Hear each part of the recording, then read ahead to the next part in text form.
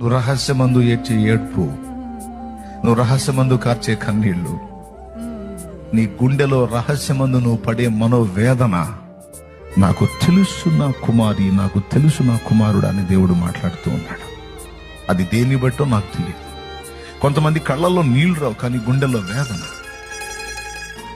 ఆ వేదంతోనే తిరుగుతూ ఉంటారు.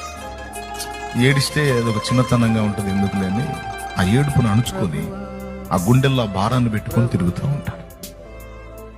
దేవుడు మాట్లాడమంటున్న మాట. కొంతమంది అయితే బయటపడి ఏడ్చుకుంటూ ఉంటారు. కొంతమంది ఎవ్వరికి తెలియని ప్రదేశాల్లో కూర్చొని ఏడ్చుకుంటారు. ఎవరెవరు ఎక్కడ ఎలా విలపిస్తున్నారో,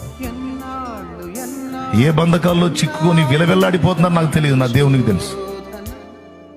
కానీ ఈ శుభదినాన, ఈ శుభోదయాన నా దేవుడిస్తున్న మాట, నీవు నన్ను ప్రేమించుచున్నావు గనక నేను నిన్ను తప్పిస్తాను, అంతేకాదు నేను నిన్ను ఘనపరుస్తాను.